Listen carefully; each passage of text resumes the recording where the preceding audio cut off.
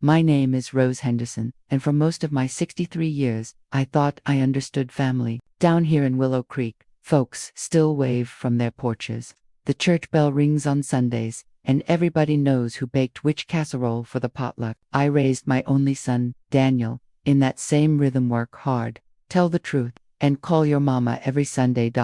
When his daddy passed away 10 years ago, it was just me and Daniel. I poured every ounce of love, time, and savings into that boy. College, first apartment, even a used car with a bow on top. Mama handled it all. He used to joke, "Mama, you're my #1 investor." And I'd laugh because I believed the dividends of love always come back around. For a while, they did. Daniel called nightly from college, sent selfies with his roommates, and signed every text, "Love you, Ma." When he met Amber, I thought, finally someone to share his heart with. She was polite at first, soft voice, perfect posture, the kind of girl who says ma'am like she means it. I took her to lunch at Dixie Diner, and she even offered to split the check. I remember thinking, this one's raised right. But honey, masks are light things, they slip the moment the heat turns up. After Daniel graduated, the visits grew shorter, the calls quieter. He'd drive down for Sunday dinner, but his eyes stayed on his phone. Amber tagged along sometimes, but she'd sit there scrolling recipes like she was too good for cornbread. When I asked about their plans, she'd smile that frozen smile. "We're just taking things slow, Miss Henderson," I told her. "Sweetheart, slow is fine, but make sure you're heading somewhere." It started with money. Daniel called one night, voice all hesitant.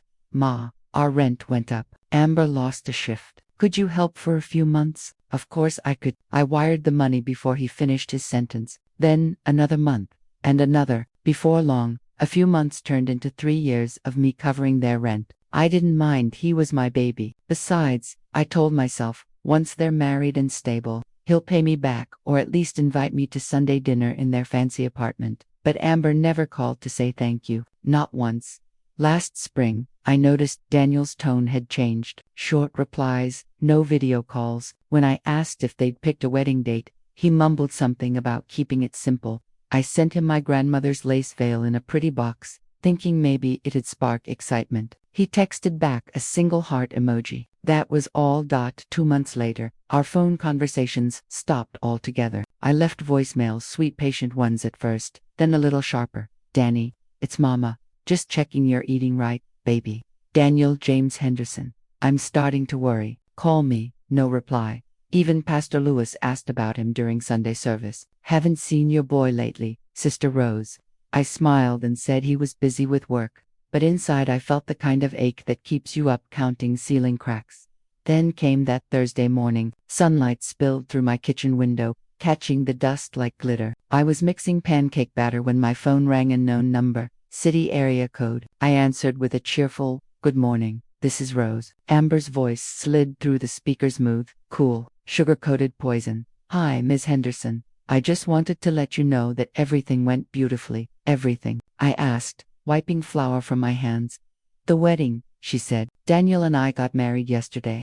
I thought I'd misheard. The whisk slipped from my fingers, batter splattering across the counter. "You what?" "We got married. It was a small ceremony. Just close friends." My throat tightened, but I'm his mother. "We didn't want to make a big fuss," she said. "We'll send photos soon. Anyway, I hope you're doing well." Click. Just like that. I stood there in my kitchen staring at the phone, heart pounding louder than the refrigerator hum. Married, without me. After everything I'd done, word travels faster than firewood gossip in Willow Creek. By that afternoon, half the town knew before I'd even processed it. Miss Evelyn from the bakery came by with sympathy muffins. "I just can't believe they didn't invite you." "Rose," she said, eyes wide like saucers. Neither could I. That night, I scrolled through Facebook until I found the post. Amber in a white dress, Daniel in a gray suit, both smiling beneath a floral arch. Caption: "Married my best friend. #forever."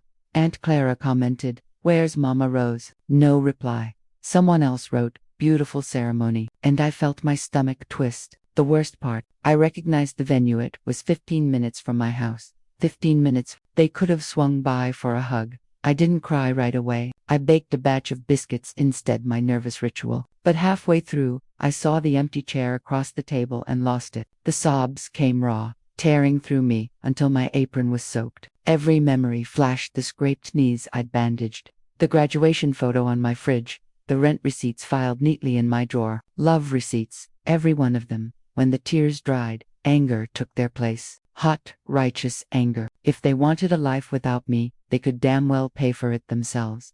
I opened my laptop, logged into my bank, and canceled every automatic transfer tied to Daniel's account. Rent, utilities, phone plan all gone. The next morning, I mailed a short note. Congratulations on your marriage. Consider this my final gift. Love, Mama. By Sunday, the phone rang again. This time, it was Daniel, first time in months. Ma, what did you do? Our landlord said the rent didn't go through. Oh, I said, stirring my coffee. I assumed your wife would handle it now that y'all are married. Amber's furious. She says you're trying to embarrass us. Embarrass you. I laughed, the sound sharp enough to cut butter. Son, you managed that just fine without me. Ma, please, we'll pay you back. I cut him off. You won't need to, Daniel. I'm done being your bank. You're a husband now. Start acting like one. He went quiet, breathing heavy on the line. Then came a whisper I'd never heard from him before. Fear. Amber says she's gonna call a lawyer if you mess with our finances. I smiled to myself. Let her. I've kept every receipt, baby. That night, I opened my cedar chest and pulled out the folder labeled Daniel Rent Support. Every transfer, every date, neatly printed. I stacked them on the dining table like playing cards. If Amber wanted to play games, Auntie Rose could play better. As I stared at the pile, a calm settled over me, not sadness, not rage, but the steady kind of peace that comes before a storm. You planned to steer yourself. They thought they could erase me from their story, while I was about to write a new chapter of my own. The next morning, before the sun had even fully pulled itself over the pines, there was a knock on my door. I wasn't expecting company. Nobody knocks on Auntie Rose's door that early, unless the air's heavy with trouble. I opened it to find Mr. Caldwell, our landlord's brother, standing on my porch in his work boots, and a worried crease between his brows. Morning, Rose, he said, shifting from one foot to the other. Is Daniel home? No, I said, palms cool, from the sink. He's busy. Mr. Caldwell glanced past me, toward the kitchen window where my rent folder sat like a small altar. You wouldn't happen to have a few minutes? I just wanted to check on something about the Henderson account. I stepped aside and invited him in. He carried a thick envelope and a look that said he'd rather be fixing fences than delivering news. We sat at the kitchen table, me, with my still hot coffee, and him, with his worry tucked into his jacket. You canceled the transfers, didn't you? He asked, not unkindly. I did, I said simply. I wanted to see what would happen when the people I helped had to step up. Mr. Caldwell's mouth tightened. Your son told us they were having trouble. I'm sorry, Ms. Rose. It's just, well, the rent's due, and if it doesn't come through, we're in a bind. I nodded. I know how the world works, Clyde. People get sloppy. I've been cleaning the mess for 3 years. Today I let them sweep their own corners. He looked at me with something like pity and something like admiration. You always were a strong one. Before he left, he handed me a small note. If you ever want these receipts back, I can help. Don't let them push you around. I folded the paper into my palm and felt its weight. That little piece of human decency breathed courage into me. By midday, rumor did what it always does, grew teeth, and found the town square. Pastor Lewis stopped by with a casserole and an expression that asked more than his lips did. He sat me down and said, Rose, your family, to half this town. You don't have to go it alone. That afternoon, I took my folder, every bank statement, every transfer confirmation, every note where Daniel had written, "Thanks, Ma," in the memo, and I made copies. Not for the lawyers or for social media, not yet. I made copies for myself and for the people who mattered. Pastor Lewis, Mr. Caldwell, and Miss Evelyn from the bakery, who'd always known where my heart kept its biscuits. Call it old-fashioned, call it sensible. I planned to set the record straight where it would mean something, in front of people who'd seen us grow. I wanted witnesses. By Saturday, our church's community hall filled with folding chairs and a soup pot simmering on the stove. I didn't announce anything. Word spread the way good gossip does in Willow Creek. Gentle, persistent folks drifted in, carrying pies and concern. Faces I'd known since diapers looked up at me like I'd been a lighthouse that had suddenly dimmed. When I stood up to speak, I felt my knees steady. The hush in that room wrapped around me like a shawl. I'm not here for money, I began. I'm here because I need people to know how easy it is to forget the hands that fed you. I need folks who know Daniel's story to tell the truth. I laid the copies on the table, one by one. These are the receipts. I paid their rent 3 years. I trusted them. I loved them. Murals of murmurs rose up, then quieted. Mrs. Carter, who sang in the choir, wiped her eyes. Mr. Hargrove, who rarely said a kind thing, shook his head into his hand. The room felt like a jury and a sanctuary both. Someone suggested I post the receipts online. Someone else frowned at the thought. Don't make a spectacle, they said. I shrugged. This wasn't spectacle. This was evidence. If the world was going to say my son didn't need me anymore, I would at least make sure the record showed what I'd given. On Sunday afternoon, when the church had emptied and we were folding him, I heard a sharp, halting knock at the church office. It was Umber. Of course, it was Umber, the woman in the Facebook photo, the one with the smile that didn't touch her eyes. She walked in like she owned the room, and stood there with a face like porcelain, hands clenched on a purse strap. "Auntie Rose," she said, voice practiced soft. "We need to talk." I didn't rise. I sat back and folded my hands like a judge about to issue a sentence. "About what?" I asked, voice careful. She breathed in like she was rehearsing for an aria. "About the receipts you showed at the potluck. About the way you humiliated us. You put our private life on display." Humiliated. The word stung, but what made it sour was how her mouth shaped it, like I was the wrongdoer. I set down my hymn book and looked at her properly for the first time, not the brittle image of her Facebook page, but the person who had chosen to step into our family. "You mean the receipts that show I kept my son's roof over his head for 3 years?" I asked. My voice was gentle, but the words landed like a clap. Amber's nostrils flared. "You should have called us, Rose. You don't get to play judge." I leaned forward. I tried to call. I tried to talk. "You ignored him when I reached out. You thought you could rearrange our family story without me. You thought you could erase me." Her jaw worked. For a beat, she looked like a woman who'd been caught without her script. "And what do you want, Amber?" I asked. "An apology? A cake? Or do you want us to pretend you didn't stand me at the door?" She straightened, shoulders tight. "We want the receipts back." I let out a laugh, low and unexpected. "You want the receipts, darling. Those aren't trophies for you to hide in a drawer. Those are proof that I loved my son when it was easier not to." Amber's face changed, then surprise, then something like quiet fury. "If you post those online, if you continue to shame us, I will post nothing unless you force me," I said. And the words were simpler than the storm inside me. "But if you keep courting lawyers and threats, then people will see the truth, and you will answer for your choices." Her mouth opened, as if to say something that would pull the ground from under me, but instead she left single stately steps down the church hall, a silhouette of denial. That week, a neighbor's suite, Mrs. Donnelly, brought over a newspaper clipping about tenant rights. Another neighbor showed up with an affidavit form, handshaken and polite. The town was beginning to lean, quietly, like a tree under wind, toward my side. On Friday morning, my mailbox held a letter not from a lawyer, but from a small legal clinic in the county. "We help elders and families with disputes," it read. "We saw your post in the community newsletter. If you need counsel, come by."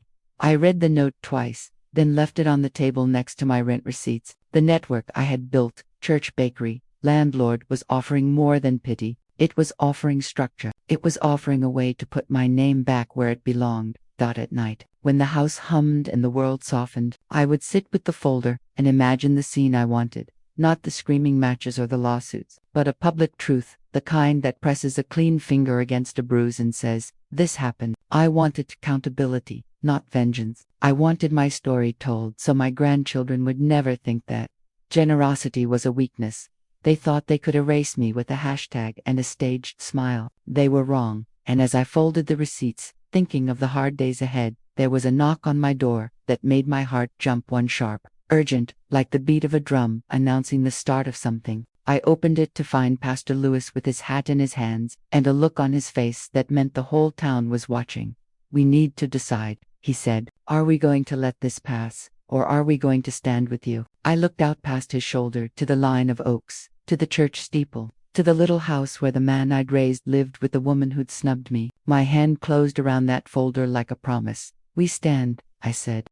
For 2 nights after Pastor Lewis's visit, I barely slept. Every creak of the porch boards sounded like old ghosts pacing, waiting for me to decide how far I was willing to go. By Sunday dawn, I'd made up my mind. If they wanted to handle this in daylight they would get. On Monday, the mail truck stopped in front of my house. The driver waved an envelope in the air like it was too hot to hold. Certified letter, Miss Rose. I signed and opened it right there on the porch. Inside was a crisp, officious letter from Greer and Associates, attorneys, printed on paper thick enough to slice butter. Dear Miss Henderson, our clients, Daniel and Amber Henderson, request that you cease public dissemination of any private financial documents and remove any statements that could cause reputational harm. I had to read it twice before I laughed. Reputational harm, I said to the hydrangeas. Baby, the harm's in the truth. Still, that letter lit something in me, not fear, but resolve. I put on my Sunday best, slipped the notice into my purse, and drove 20 minutes to the county courthouse where the Laclade Clinic kept its office. The clinic smelled of coffee and paper dust. Behind a chipped desk sat Lena Ramirez, a young attorney with fierce eyes and a silver cross at her throat. I'm not here for money, I told her. I'm here for peace. She listened while I laid out everything: the rent receipts, the sudden wedding, the letter. When I finished, she tapped the papers into a neat stack. They can't stop you from keeping records, she said. You have every right to document what you paid and to defend yourself if they defame you. I repeated. Lena nodded. If they're telling people you're unstable or vengeful, that's defamation. But we won't sue. We'll set the record straight. Let the community see the facts. She helped me draft a simple statement. I, Rose Henderson, supported my son and his wife for 3 years. All payments were voluntary and documented. I wish them well but will no longer provide financial assistance. Nothing cruel, nothing false, just sunlight. When we finished, Lena smiled. Truth has better legs than gossip, Miss Rose. It walks farther. I left that office lighter, holding the official stamp like armor. 2 days later, Pastor Lewis called. Rose, he said, the council's holding an open forum on community disputes. Maybe you ought to come. By Thursday evening, the church hall was packed. The smell of fried chicken mingled with tension. Folks pretended to study their hymn books, but everyone knew why they were there. Even the mayor had shown up in his Sunday coat, though it was only Thursday. When my name was called, I walked to the front, folder in hand. My knees didn't shake this time. I'm not here to shame anyone, I began. I'm here to remind y'all that love isn't a loan you can default on in secret. It's a partnership, and partnerships require respect. I read Lena's statement, plain and steady. No names beyond my own, no accusations, just facts and the quiet strength of a woman, finished with silence. When I was done, the room was so still I could hear the ceiling fan clicking. Then Miss Evelyn stood up, wiping her hands on her apron. Rose Henderson's done more for this town than half of us combined, she said. She's earned her say. Applause started like rainlight, uncertain, and grew into thunder. Even the mayor nodded, his tie askew. That's when I saw them in the door, with Daniel and Amber, standing just inside the hall, both pale as candle wax. Daniel's eyes darted between me and the crowd, like he couldn't decide which way to run. He stepped forward. Mama, he said, voice breaking the hush. Can we talk? I hesitated. Every cell in me wanted to run into his arms, but I stayed rooted. We can talk, I said, but we'll do it honest, in the open. Amber's fingers tightened around his sleeve. Daniel, not here, she hissed. But he pulled free. No, Amber here. The room held its breath. Daniel turned to the crowd. My mama's right. She helped us. I was embarrassed we couldn't make it on our own. I thought keeping the wedding small would spare her the cost, but I see now it spared me the shame. He looked at me, tears glossing his eyes. I'm sorry, Mama. 100 shoulders eased at once. Even Amber lowered her gaze. The apology wasn't perfect, but it was public. And sometimes that's enough. I stepped closer, touched his cheek like I used to when he scraped his knee. Baby, apology accepted, I said softly, but don't mistake forgiveness for forgetfulness. You've got to earn back what you lost. The crowd murmured approval, and Pastor Lewis closed the meeting with a prayer that sounded more like a benediction for boundaries than a sermon. Later that night, back home on my porch, I watched fireflies blink across the yard and thought about how justice doesn't always wear a judge's robe. Sometimes it's just truth standing tall in a room full of whispers. The phone buzzed. Daniel again. The text read, I'll start sending you the rent money you covered, month by month. It's the least I can do. I smiled. Maybe he would, maybe he wouldn't. But I didn't need it anymore. What I'd wanted was my name back, and I had it. I closed the folder for good, slid it into the cedar chest, and whispered to the quiet night. That's how you teach the world to spell respite. Morning in Willow Creek has its own music, roosters crowing offbeat, screen doors slapping, a lawnmower humming somewhere down the hill. That Friday, the melody sounded softer, like the whole town had exhaled. I brewed my chicory coffee, fed the stray cat that insists he owns my porch, and tried to remember when peace had last felt this easy. When I walked down to the mailbox, the air was thick with honeysuckle. Inside the metal box sat a single envelope, cream-colored, and hand-addressed in Daniel's careful print. For a second my heart played double. I carried it inside, set it on the table, and just looked at it. Funny how paper can weigh more than stone. I slit it open with my butter knife. The letter began simply, "Dear Mama, I know sorry isn't enough, but it's where I have to start." He wrote about fear, the kind that hides behind pride. He said Amber had convinced him that distance would make him look grown, and that every time he thought of calling, shame tightened his throat. He told me the wedding had felt hollow without my laugh in the crowd, and that even Amber had cried later when she realized what they'd done. At the bottom he'd scrawled, "We're trying to do better. Dinner next Sunday. Your fried chicken, if you'll still make it." I set the letter down and let myself smile, slow and deep. Justice had done her work. Now Grace could have her turn. Sunday came hot and bright.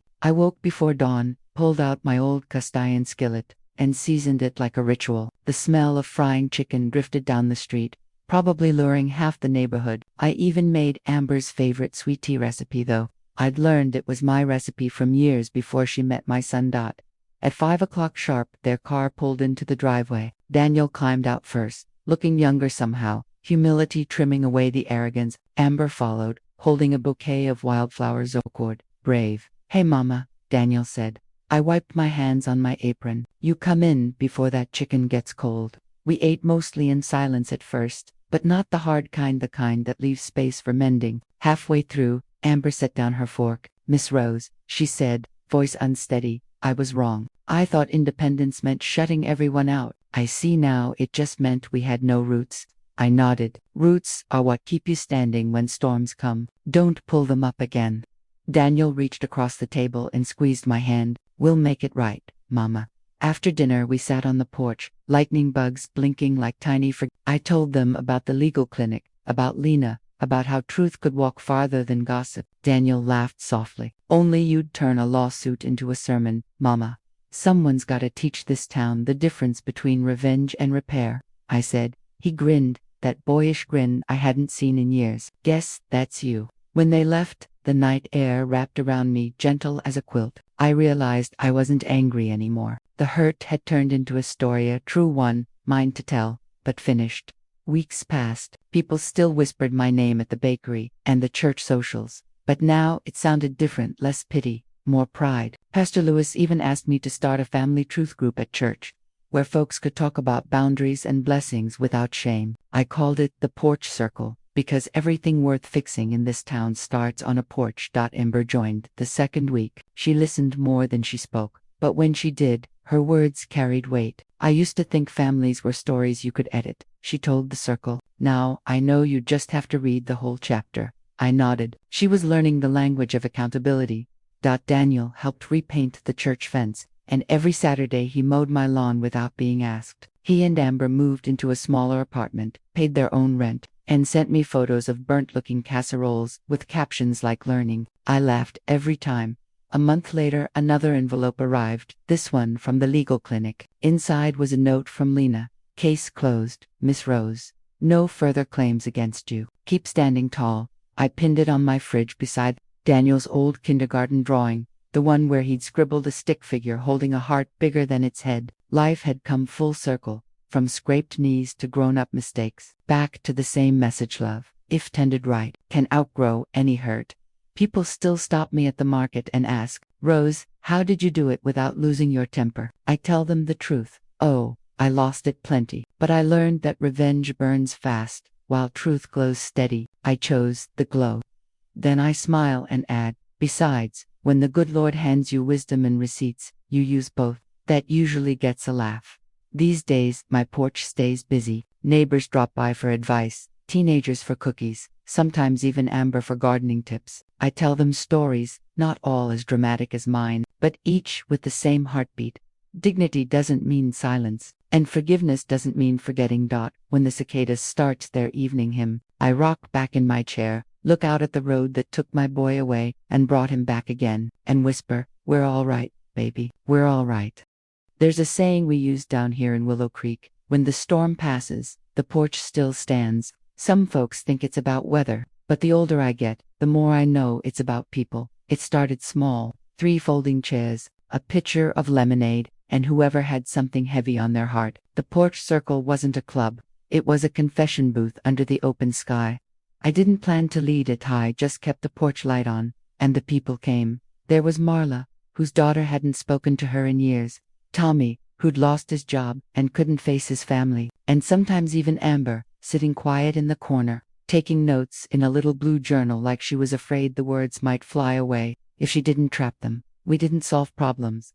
We told the truth, cried when we had to, and learned that healing sounds a lot like listening. One evening, the sky turned bruised purple with rain, and Daniel showed up with a sack of groceries and a nervous smile. The others drifted home until it was just the 2 of us, thunder low in the distance. "Mama," he said, "I still feel ashamed about everything." I looked at him, the same boy who used to hide behind my skirt at the county fair, now a man trying to unlearn pride. "Shame's a heavy coat, baby," I told him. "You can't wear it and walk free." He nodded, eyes wet. "I'm trying." "I know." I touched his hand.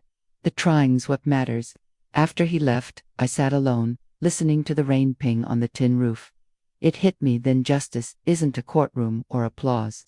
It's a moment like this, when the person who broke your heart finally learns what it cost. All those nights I'd prayed for a sign that God saw me, that my love hadn't been wasted. This was it. Not in money repaid or apologies spoken, but in the simple, steady beat of conscience returning home. Weeks later, I wrote a letter I never planned to mail. It began, "Dear Daniel, if I'd been invited to your wedding, I would have cried through the whole thing, not because I wasn't part of it, but because I would have been proud of the man I thought you were. Turns out, I still can be. You found your way back to truth, and that's worth more than any ceremony. Love, Mama." I folded the letter, slipped it between the pages of my Bible, and thought, maybe one day he'll find it after I'm gone. People think forgiveness is a light switch. You flip it and suddenly the room's bright again, but it's not. It's a candle you light every night, even when there's still smoke from yesterday's fire.